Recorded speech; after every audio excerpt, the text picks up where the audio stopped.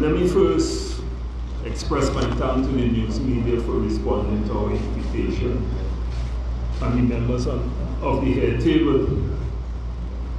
The issue of Trinidad and Tobago is at stake as far as we are concerned in National Trade Union Center.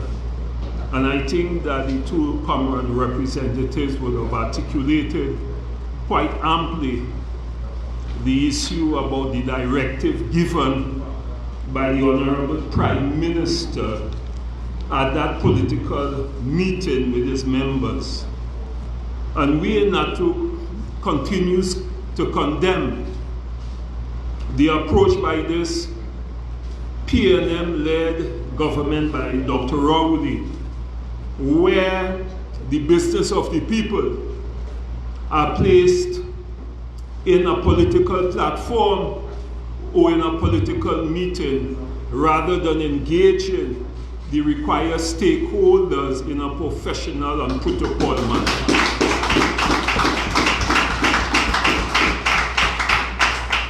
And I think that has to be condemned by each and every citizens of Trinidad and Tobago. Running a government or running any institution calls for ethical behavior, calls for good governance, calls for humility, calls for understanding. It doesn't call for arrogance and thin skin, as we have seen in Trinidad and Tobago by this government. We in NATUC make no apologies that this Rowley-led government has set out to marginalize and destroy the trade union movement by their actions and their behavior. There is no doubt about that. But just like Butler, we will survive, just like in the 1990s when the dock workers stood up for their rights. We will stand up for our rights. And I just want to get into some issues quickly, because I think it is important for Trinidad and Tobago to understand and to know. Because each report that has been done on WASA has clearly demonstrated that the inefficiencies and the ineffectiveness of WASA lies with political nepotism and political patronage. It has nothing to do with workers. Right? And let me make it clear to the general public once and for all. The decisions that are made in respect of any state enterprise, be it the Port, National Flour Mill, WASA, TNTEC, TSTT, is done by the board, the management, and is ratified by cabinet. There is no input by the workers, and therefore to blame workers is a misrepresentation and it is misleading to the general public, and we fall for that trap. And we must start to challenge certain statements. And I want to deal with this talk about dotishness. I need to deal with it because we are so dotish as leaders, and yet still you instruct to write the very said dotish leaders to sit down and come up with a solution for state enterprises. Think about it, the general public. We dotish. You know what the meaning of dotish? Dotish means stupid and silly. You know what the meaning of silly? Lack of common sense or judgment. Absurd and foolish. That is the meaning. And therefore we ask ourselves the question, if we are so dotish, how come you see it fit to instruct to get the very same dotish people to find a solution for a problem that you have been creating and reinventing like a recycled door over and over and over? I don't want to say that the trade union movement is committed for a better Trinidad and Tobago. And everything that from Dr. Rowley right back down, free education, everything, was as a result of the agitation of the very dotish trade union leaders that you make reference to. And therefore, I am not surprised as the General Secretary of NATUC, because the utterances of this Prime Minister, and is the worst that I have seen in my lifetime in Trinidad and Tobago, is an attempt to denigrate and to make us feel less than human beings, and to make us feel that we are not people of God too, by this Prime Minister. And I will go back and I want to remind you all, there was a fight with some young girls in Mukarapo Junior Secondary School. And what this Prime Minister called them? Hyenas, you remember that? And no one said anything about that. Someone who's supposed to be the father of this nation or the leader of the nation referred to our women as animals. And that should have told you something about the mentality of this individual. And I'll go a little further. You will never hear him saying that about the Attorney General, or the citizens, or the financiers. All attacks is pointed at us, even within his own party. Some ministers would have suffered under the acts, but other ministers can do anything and get away with it in Trinidad and Tobago. And those are the realities that is confronting Trinidad and Tobago. Those are the issues we are going to bring to the forefront. Those are the issues, regardless of how dotish we are, we're going to bring it to the forefront, because it is our responsibility. Because you remember, our friends used to sing. Let me see if I find the song to remind him. We never went to college, but Butler, oh, but what happy Butlerites we are. Butler wasn't a doctor. Doctor wasn't a doctor. He was a common man from the streets. Common man from the streets. And we have to understand that there's a role for us as labor and as leaders in Trinidad and Tobago.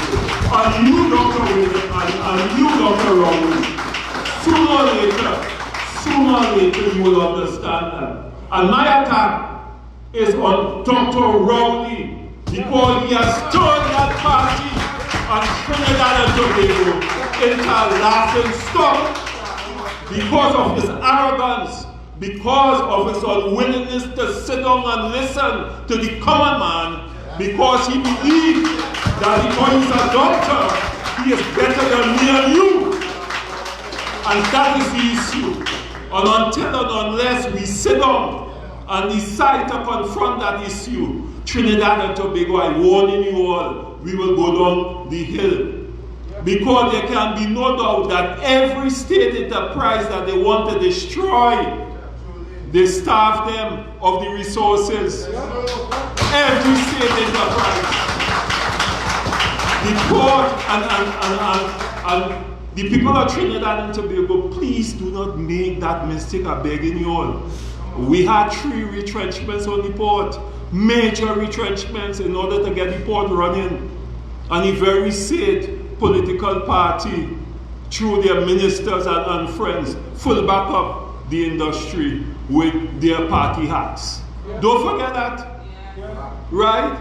Let us look recently at TSTT. About 2 years, going in 3, 500 people gone.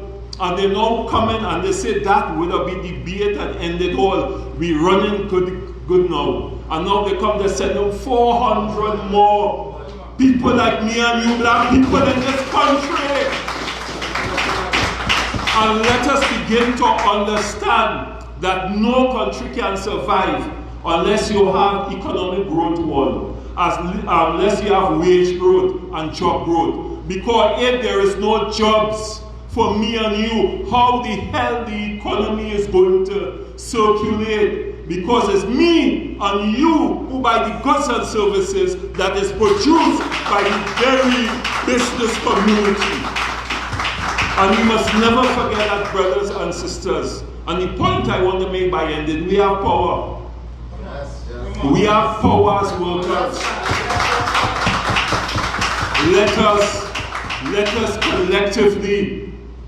Let us collectively come together and demonstrate that strength and power that we have.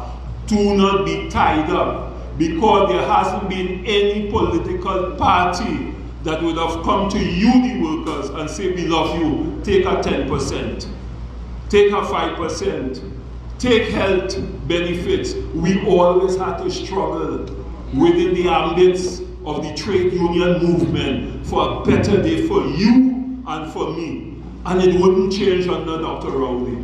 Trust me, it cannot change, because that is the nature of the beast that we are dealing with. And I want to make another point here.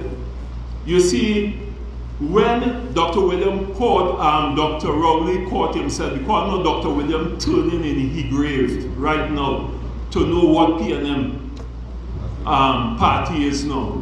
I know he turning. But when he made the point, he tried to say that, you know, it have good leaders and trade union. I love them. I don't, it's not that I don't like them, because they do A, B, and C. But it's them dotish leaders that I against. I want to tell Dr. Rowley today, you understand, with friends like you, we don't need no enemy. Any trade union movement. I want to make it clear, and I make it no apologies, because the time has come to say enough is enough. Enough is enough. And we want to take the guidance of this Prime Minister. It is clear, brothers. Let us not fool ourselves. It is a plan to sell out the assets of this country. It's National Flour Mill to go. Right? It's TSTT. It's the port. Don't forget what I tell you about the port. You know, three major retrenchments. And now they come in the 21st century and say that we have no money, so we are to bring in a private partner to run it. But more importantly, all right, the Port of Scarborough wasn't part of the discussions, but it came up as one of the areas for privatization. And I'm wondering, and I'm wondering whether Warner is one of those persons who want to get the Port of Scarborough. I am wondering. You understand? Because you see, make no mistake about it, you know. If you're his friend, you could do anything and get away. If you say anything against him, all right, like has been said by the deceased, he becomes like a bull in a china shop. A raging bull. And the workers will always remember, you said that the port was a den of thieves. We will never forget how you described the port of Port of Spain, and we will never forget how you terminate the services of our board, including your beloved friend Fodi Ferreira, who you said was a beacon to Trinidad and Tobago. And when you come Prime Minister, up to now, you haven't had a word with that man, who has so much experience.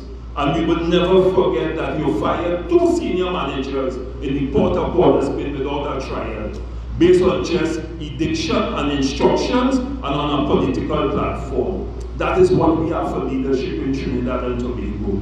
And no business, including any country, will survive unless you have a proper leader guiding you in spirituality, in honesty, in ethical behavior, in good governance. You will never ever survive. And don't forget that. It's not me and you to blame. There is no bad workers. there are bad leaders and managers, and put that in your mind, but smoking don't allow you. You understand? Because if you're going to Barbados now, people are holding their head high because the leader has demonstrated real leadership. I challenge you to call the election and see if you're going to win it now. Call the election now. It is so great. It is so powerful. I challenge you now, really not to call the election now. You understand? And while you are bad talking, workers in Laventille and calling leaders dotish. You wasn't taking care of what is happening in the day. What happening in the day now? You get 25 votes.